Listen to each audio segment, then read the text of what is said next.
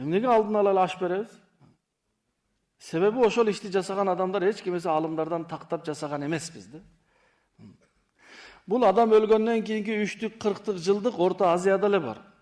Индонезия, Малайзия мусулмандары да жок, Индия, Пакистан мусулмандары да жок, Европа, Америка мусулмандары да жок, Араб өлкөсү мусулмандарында жок. Бир эле Орто Азиянын мусулмандары да бар. Эмне себептен? Бир замандарда Орто Азияда өтө арчаачылык болгон, өтө кыйын жашоо болуп, кээ бир адамдар жумалап, айлап эт жебей, жөн эле будай наны же арпа наны менен жашап калганда, мына ошол кезде алымдар элдин курсагын ойлоп, элдин ден соолугун ойлоп, байларды ихсан кылгыла, садака кылгыла десе кылбайт.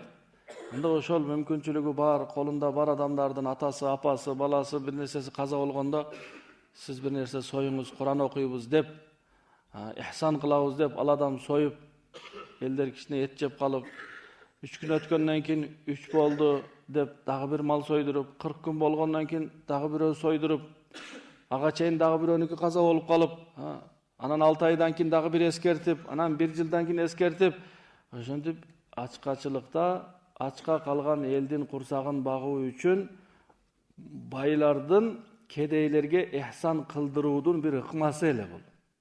Кийин ачарчылык токтоп, Аллах Таала токчулук берди, бирок бул нерсе калып калды да. Салтка айланып калып калды бул.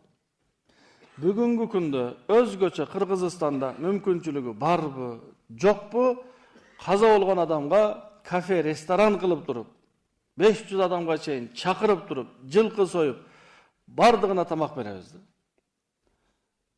Ачык айтканда, жасаган адамдардын биринин дагы соопчулук ниети дагы, үмүтү дагы жок. Себеби соопту үмүт кылган адам кедейлерди чакырат эле. Качан көрдүңүз 40-кашта, жылдыкта кедейлер отурганын?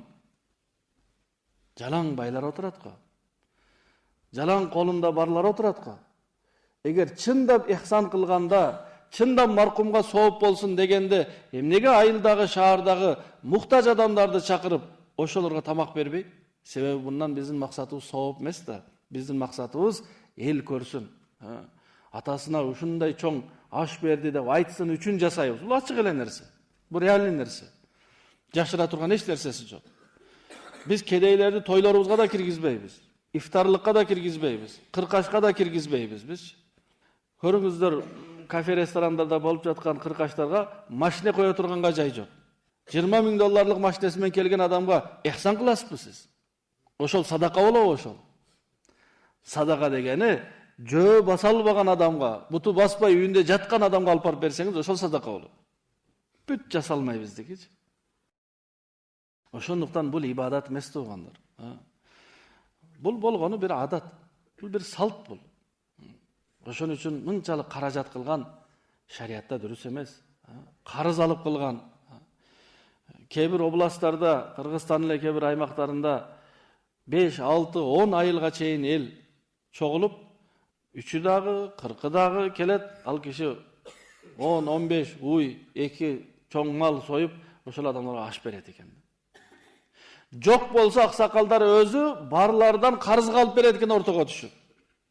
Бул кандай жашоо бул? Карызга алып ажыга барса болбойт туугандар.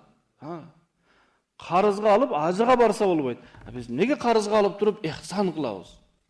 Ошондуктан ибадатты бир карап алалы, бир көзөмөлдөп алалы.